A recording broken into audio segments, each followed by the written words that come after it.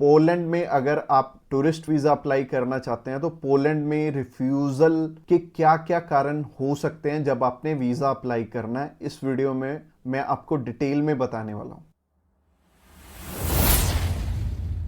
Subscribe कीजिए हमारे इस चैनल को और टूरिस्ट वीज़ा में आने वाले अपडेट्स के बारे में अप टू डेट रहिए।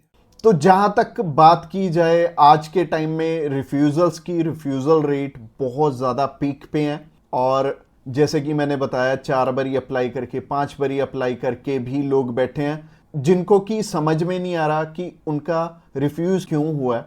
तो सबसे बड़ी इसमें दिक्कत होती है रिक्वायरमेंट्स की। एक एम्बेसी की जो रिक्वायरमेंट है ना, वो ना तो आपको किसी साइट से मिलेगी और ना ही इसमें इलेबोरेट आपको एम्बेसी करेगी, चाहे उन्हें खुद फोन लगा लेना, चाहे आप वीएफएस को फोन लगा लेना, वो भी आपकी हेल्प नहीं करेंगे।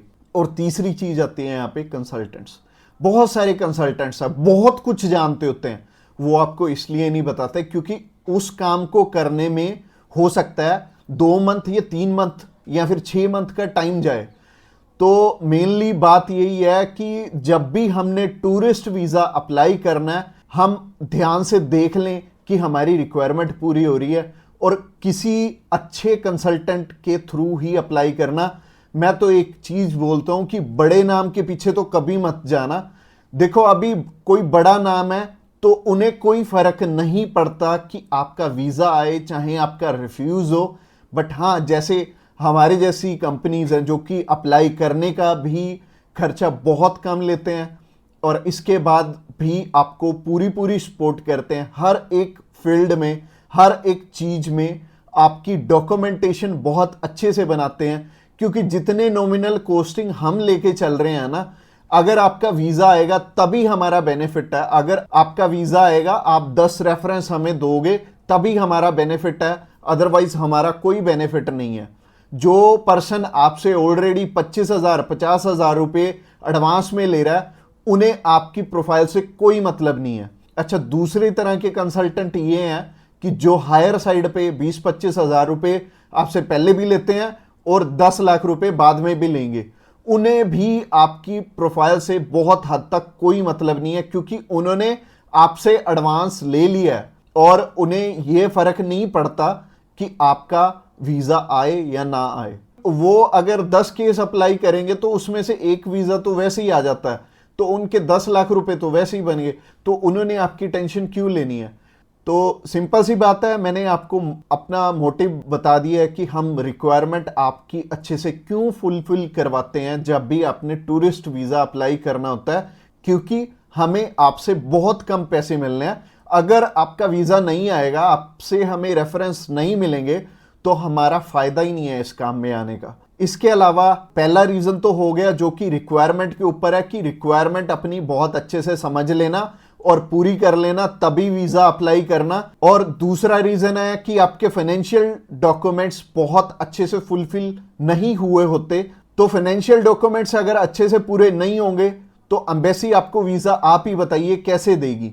उन्हें एक प्रॉपर प्रोफाइल चाहिए, उन्हें ऐसी प्रोफाइल चाहिए कि स्टेप बाय स्टेप आपके सारे डॉक्यूमेंट्स आपस में मैच कर रहे होने चाहिए। जैसे कि आपका जो ऑक्यूपेशन है, वहां से आपकी कितनी मंथली इनकम आ रही है और क्या वो उसी प्रोफेशन से इनकम आ रही है आपकी, और आपके फाइनेंशियल्स आपस में मैच कर रहे होने चाहिए, तभी आपका वीजा लगेगा।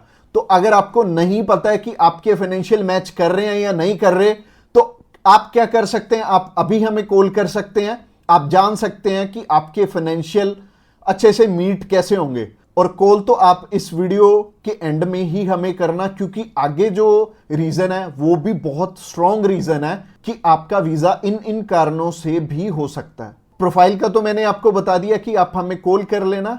इसके अलावा जो तीसरा सबसे बड़ा रीजन है वो है कि आपके यहां पे इंडिया में टाई स्ट्रॉन्ग ना होने, यानी कि इंडिया में आपका कोई ऐसा रीजन नहीं है कि आप वापस लौट के आओ।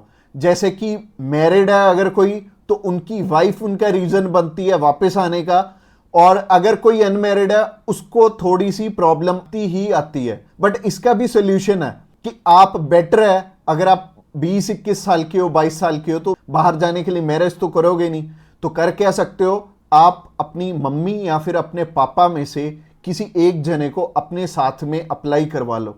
इससे क्या होगा कि अगर मम्मी आपके साथ जा रही हैं, आपका नहीं है वापस आने का स्ट्रॉन्ग रीजन, बट उनका बन गया, तो उनके चक्कर में आपका भी वीजा आ जाने वाला है। तो आप कर कह सकते हो या फिर मम्मी या फिर पापा को अपने साथ में अप्लाई करवा लो, तो ज्यादा अच्छा रहेगा, आपका भी टाई स्ट्रॉन्ग हो जाएगा। तो तीसरा रीजन हो गया। रीजन नंबर 4 की तरफ बढ़ते हैं। और जो चौथा रीजन है वो ये रीजन है कि आप यहां पे घूमने के लिए जा रहे हो, आपका पर्पस मैटर करता है। जब आप कवरिंग लेटर बना रहे हो तो कवरिंग लेटर ये तो आपके हाथ में नहीं है, ये तो आपके कंसल्टेंट के हाथ में है कि आपका पर्पस बहुत ज्यादा स्ट्रांग होना चाहिए, तभी आपको एक कंट्री वीजा देगी। और वीजा उन्हीं को मिलेगा, लाखों लोग अप्लाई करते हैं जिनका की एक पर्पस होगा, जिनका एक कारण होगा बाहर जाने का। वीजा सिर्फ उन्हें ही मिलने वाला है जिनका एक रीजन बहुत ज्यादा स्ट्रांग होगा। तो रीजन बहुत ज्यादा आपका स्ट्रांग बनाएंगे अगर आप हमारे थ्रू अप्लाई करेंगे।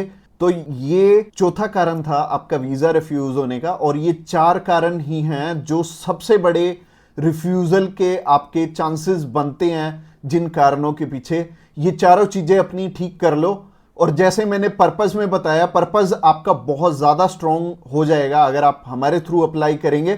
तो अगर आप हमारे थ्रू अप्लाई करना चाहते हैं, आप जानकारी लेना चाहते हैं कि आपके रिक्वायरमेंट पूरी है, क्या आपके फैमिली टाइज स्ट्रांग है, तो आप अभी हमें कॉल करके पता कर सकते हैं कि क्या आपकी रिक्वायरमेंट अच्छे से पूरी है, क्या आपके फाइनेंशियल डॉक्यूमेंट जो कि सबसे ज्यादा इंपॉर्टेंट है आपस में मैच कर रहे हैं।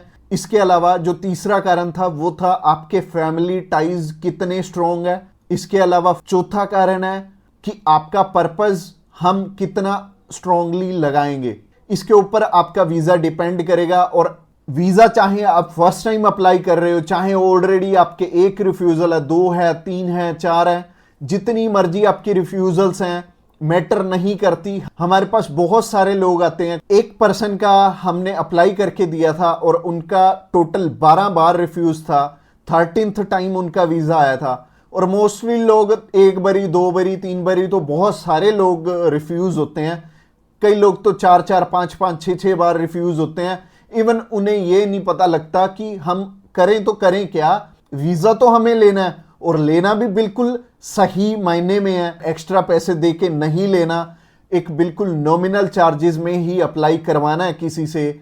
तो उस कारण में वो ट्रैवल हिस्ट्री वाली साइड भी जाते हैं। तो ट्रैवल हिस्ट्री वाली साइड मैं तो बिल्कुल नहीं बोलूंगा कि आपको ट्रैवल हिस्ट्री बनानी चाहिए, क्योंकि इस टाइम एयर टिकट्स ही इतनी महंगी हैं कि अगर आप एक कंट्री में भी ट्रैवल करते हैं तो आपका 70 से 80 हज़ार रुपये लग जाते हैं। इसके अलावा अगर आप 3-4 कंट्रीज में ट्रैवल कर लिए तो आपके 3-4 लाख रुपए खराब हो जाने वाले हैं। और जैसे कि मैंने आपको पर्पस वाली वीडियो में बताया था, 15 से 16 हज़ार रुपये में आप हमारे थ्रू अप्लाई कर लेंगे और आप कम से कम 3 लाख रुपए में अपना 20 बारी अप्लाई कर पाओगे।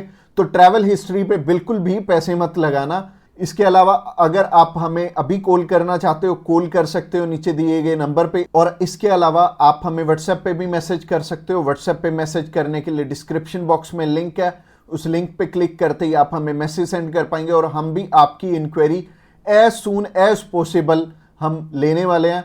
और हमारी टीम्स ऑफ एक्सपर्ट्स हमेशा रेडी है और वो सारे टीम मेंबर्स को पर्सनली मैंने ही ट्रेंड किया हुआ है और आपकी हर एक ज़रूरत को वो समझेंगे और फिर उसी अकॉर्डिंग आपको गाइड करेंगे। और आपको बिल्कुल भी टेंशन नहीं लेनी, जब भी आपने वीज़ा अप्लाई करना है आप हमारे थ्रू इजीली कर सकते हैं। अगली वीडियो हमारी सी टाइप के वीज़ा के ऊपर रहने वाली है कि सी कैटेगरी में बहुत सारे हमारे पास ऑप्शन होते हैं अलग अलग, जिनके थ्रू की वीज़ा अप्लाई करने में हमारा पर्पस बहुत स्ट्रॉन्ग हो जाता है। तो सी टाइप में जैसे कि बिजनेस वीज़ा हो गया, स्पोर्ट्स वीज़ा हो गया, कल्चर वीज़ा हो गया, मेडिकल वीज़ा हो गया, तो ये सारे वीज़ा के बारे में हम बात करने वाले हैं, जो कि हमारी नेक्स्ट वीडियो रहने वाली है। तो आपने क्या करना है, हमारी नेक्स्ट वीडियो को भी जरूर ध्यान से देखना। Thanks a lot for watching this video till the end, और मिलते हैं किसी बढ़िया सी वीडियो में नेक्स्ट टाइम।